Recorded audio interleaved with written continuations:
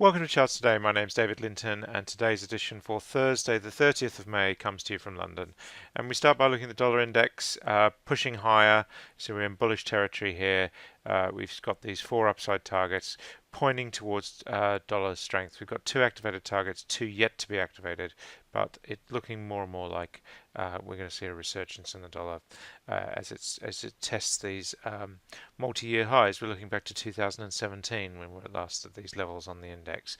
Eurodollar is therefore weaker against the dollar, and we're seeing again multiple downside targets here. Euro weaker, dollar stronger. Against the yen, the dollar is also rising now, and that's turning bullish as well. So we are just seeing that dollar strength really feeding through.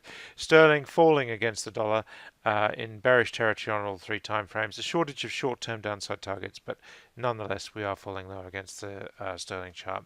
And if we look at the euro, we see here as well we are flat with sterling, so both currencies falling in line. Against the Swiss franc, sterling also pushing lower, and against the Aussie dollar also lower.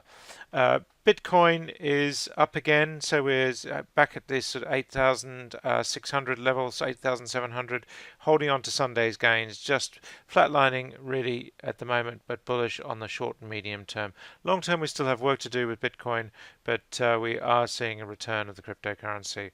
The US stock market was off last night. We saw we were down 0.7%, so we saw falls really across the board, and we'll look at individual stocks in a minute.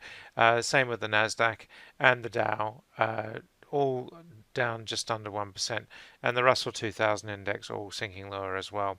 The futures this morning, we're seeing the S&P future up 0.4%, and the Nasdaq E-mini up just under 0.5%. So we are seeing a return to the US market just having a little bit of a relief rally.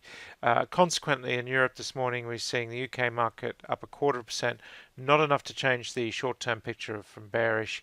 We haven't activated downside targets here on the medium-term chart, so we still could recover from here. No clear downside targets. On the FTSE 250, we do have a downside target of 7%.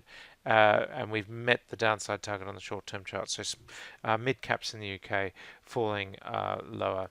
The Xetra DAX in Germany up 0.5% this morning. Again, not enough to change the picture on this chart.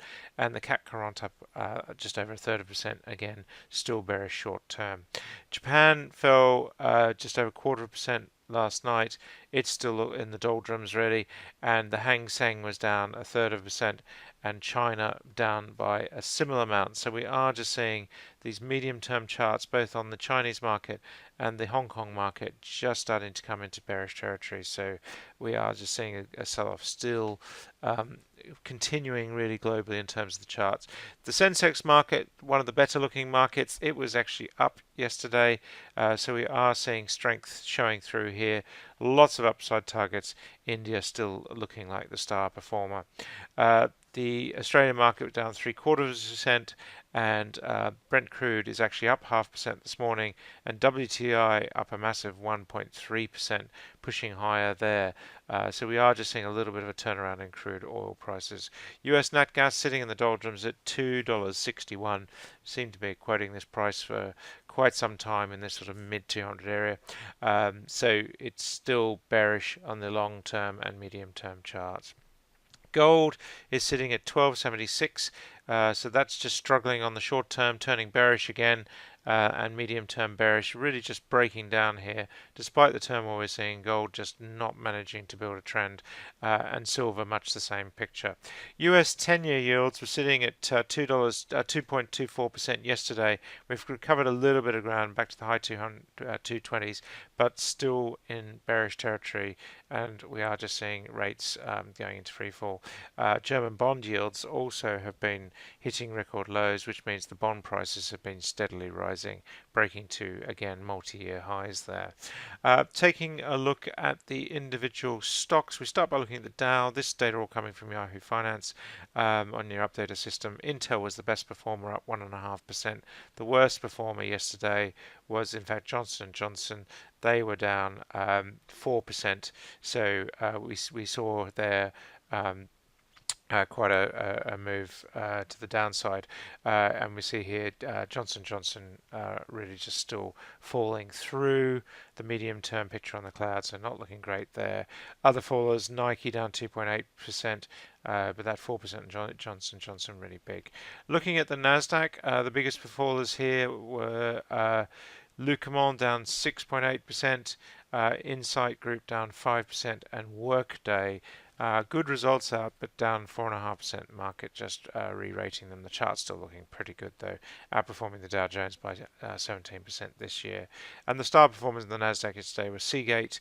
They were up 2.5%, and Vodafone recovering, but a terrible chart, up 2.2%.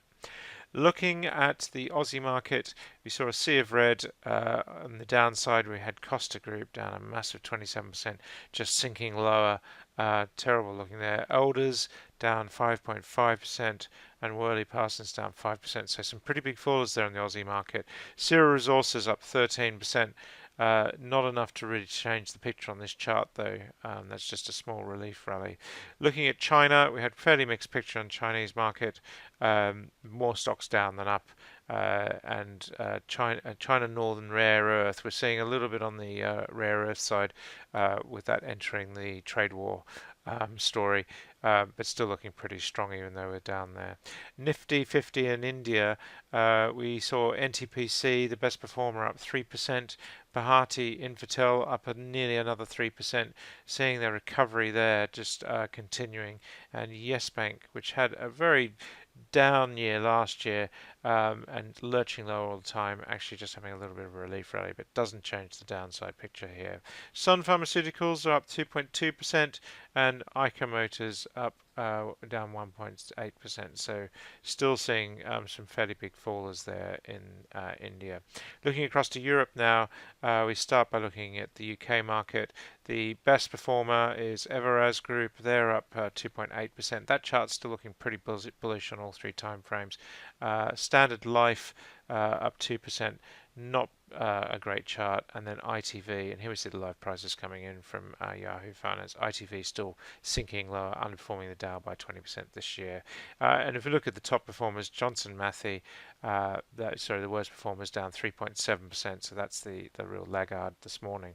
Looking at the 250, just clicking on the percentage, we've got First Group announcing they're selling Greyhound. That's helped the share price up this morning. And Whitton Investment Trust also looking strong. Premier Oil up a further 3% as well. So we are just seeing quite strong moves there. Downside, Metro Bank down another 9%. The news just gets worse for them. They've underperformed the market by 63% this year versus the Dow Jones. Entertainment One off 2%. So again, just coming off the top, the chart's still holding up relatively well there and still holding on to its outperformance. Looking to Europe now, just the major stocks in Europe, the Stocks 50. Banco Santander, the best performer, up 1.4%. So we are just seeing that there. We've got quite a lot of the financials looking quite good there. The live prices just coming in from Yahoo, just re-ranking there. We've got AXA in Paris. They're up, still not looking great on the short-term chart. On the downside, we've got Schneider Electric in France. They're down 3% this morning, and NL in Italy down 2.3%. Still a good-looking chart. That's it for today. Until tomorrow, happy charting. See you then.